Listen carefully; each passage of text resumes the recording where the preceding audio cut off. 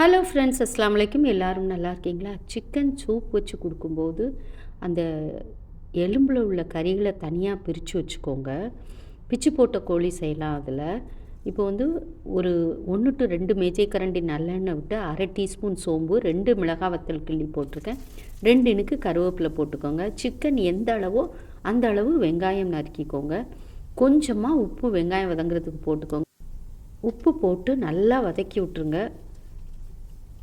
ஓரளவு நல்ல கண்ணாடி பதம் வந்ததுக்கப்புறம் 1 டீஸ்பூன் இஞ்சி பூண்டு போட்டுக்கோங்க.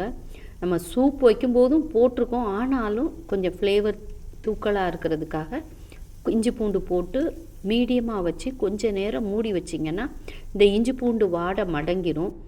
அப்புறம் திறந்து நம்ம உதுத்தி வச்சுருக்கோம்ல அந்த சிக்கனை சேர்த்து நல்லா பிரட்டணும்.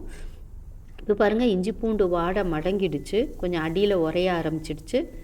ஸோ எண்ணெய் கூட அளவாக தாங்க ஊற்றிருக்கோம். இது ஒரு ஹெல்தி டிஷ்ஷு. இப்போ இந்த பிச்சு போட்ட கோழியை போட்டு நல்லா பிரட்டுங்க. பிரட்டிட்டு 1/4 டீஸ்பூன் மஞ்சள் தூள், 1/2 டீஸ்பூன் சீரகத்தூள், 1 டீஸ்பூன் மிளகுத்தூள் சேர்த்துருக்கேன். இது ஒரு 1/4 கிலோ சிக்கன் இருக்கும். நல்லா பிரட்டுங்க. மிளகுத்தூள் வந்து உங்கள் காரத்துக்கு தக்க போட்டுக்கலாம். மிளகு நல்லா போட போட நல்ல மணமாகவும் இருக்கும், சுவையாகவும் இருக்குங்க. நான் கூட 1 டீஸ்பூன் போட்டிருக்கேன். மிளகுத்தூள் இருக்கிற பாக்ஸில் வந்து மரக்கரண்டி அல்லது ஸ்டீல் கரண்டி போட்டுக்கோங்க. இப்போ தேவையான அளவு தாராளமாக மல்லிக்கீரை போட்டு நல்லா பிரட்டி சுட சுட நம்ம சர்வ் பண்ணால் சூப்பராக இருக்கும், அட்டகாசமாக இருக்குங்க. இந்த குழந்தை உண்டாயிருக்கிறவங்களுக்கு, குழந்தை பெற்றவங்களுக்கெல்லாம் சூப் வச்சு கொடுக்கும்போது அந்த சிக்கனை வந்து இப்படி பிச்சு போட்ட கோழியாக செய்து கொடுத்துருங்க. தேங்க்ஸ் ஃபார் வாட்சிங். மிக்க நன்றி ஃப்ரெண்ட்ஸ்.